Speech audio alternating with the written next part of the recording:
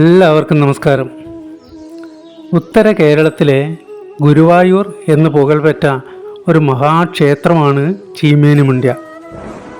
ഇവിടുത്തെ പ്രധാന ആരാധനാമൂർത്തിയായ വിഷ്ണുമൂർത്തി സാക്ഷാൽ വൈകുണ്ഠവാസനായ മഹാവിഷ്ണു തന്നെയാണ് എന്നാണ് വിശ്വാസം. ചാമുണ്ഡേശ്വരി ആദിപരാശക്തിയുമാണ്. മഹാവിഷ്ണുവിൻ്റെ നാലാമത്തെ അവതാരമായ നരസിംഹമൂർത്തി ഭാവമാണ് അഥവാ സങ്കല്പമാണ് വിഷ്ണുമൂർത്തി തെയ്യം.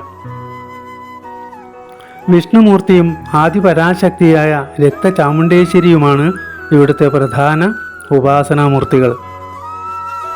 നിത്യേന ആയിരക്കണക്കിന് ആളുകളാണ് ഈ ക്ഷേത്രത്തിൽ ദർശനത്തിനായി എത്തുന്നത്.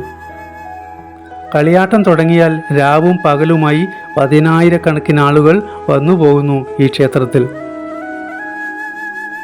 ത്വക്ക് രോഗങ്ങളോ വിഷഭയമോ മറ്റ് ദശാസന്ധികളോ അതല്ലെങ്കിൽ മറ്റ് മാറാവ്യാധികളോ വന്നുപെട്ടാൽ ആളുകൾ ഈ ക്ഷേത്രത്തിൽ ഭജനമിരിക്കുവാൻ വന്നു ചേരാറുണ്ട്.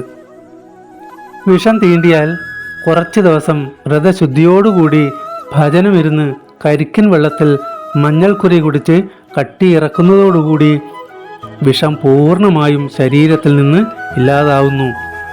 ഇതാണ് ഈ ക്ഷേത്രത്തിൻ്റെ ഒരു പ്രത്യേകമായ അനുഭവം അല്ലെങ്കിൽ അനുഗ്രഹം എന്ന് പറയുന്നത്. വിഷ്ണുമൂർത്തിയെയും ചാമുണ്ഡേശ്വരിയെയും കുടിയിരുത്തിയ പുരാതനമായ തറവാട് കാലാന്തരത്തിൽ ക്ഷയിച്ചത് കാരണം ഉപാസനാമൂർത്തികൾക്കുള്ള പൂജാതി കർമ്മങ്ങൾ മുടങ്ങുകയും അത് കാരണം കൊണ്ട് തന്നെ നാട്ടിൽ പലവിധ നാശങ്ങളും മറ്റ് ദുർനിമിത്തങ്ങളും വന്നു ചേരുകയും ചെയ്യുകയുണ്ടായി. മൂർത്തികളെ ശാന്തരാക്കുവാനും ദുർനിമിത്തങ്ങൾ നീക്കി നാടിനെ ഐശ്വര്യത്തിലെ എത്തിക്കുവാൻ ദൈവ പ്രശ്നചിന്ത വിധിപ്രകാരം ചീമേനി വയലിൽ വിഷ്ണുമൂർത്തിയെയും ചാമുണ്ഡേശ്വരിയെയും കോലം കെട്ടി ആടിക്കുവാൻ നാട്ടുകാർ തീരുമാനിച്ചു.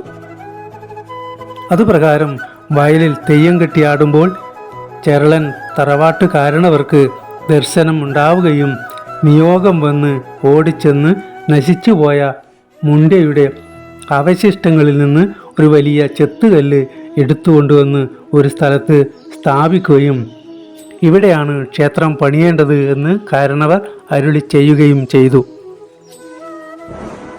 ഈ സ്ഥലത്താണ് ഇന്ന് കാണുന്ന പ്രശസ്തമായ ചീമേനിമുണ്ഡ്യ സ്ഥിതി ചെയ്യുന്നത്. വിളിച്ചാൽ വെളിപ്പുറത്തെത്തുന്ന ഈ നരഹരിമൂർത്തി ഭക്തകോടികൾക്ക് അനുഗ്രഹം നൽകിക്കൊണ്ട് നിത്യ ചൈതന്യമായി നിറസാന്നിധ്യമായി ചീമേനിമുണ്ഡ്യയിൽ കുടികൊള്ളുന്നു. എല്ലാവർക്കും നന്ദി.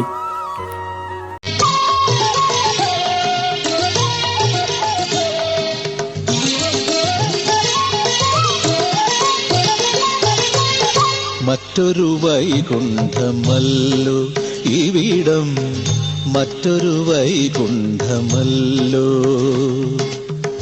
വിശ്വപാലകൻ വിഷ്ണു ഭഗവാൻ വിഷ്ണുമൂർത്തിയായി വാഴും ഇടം.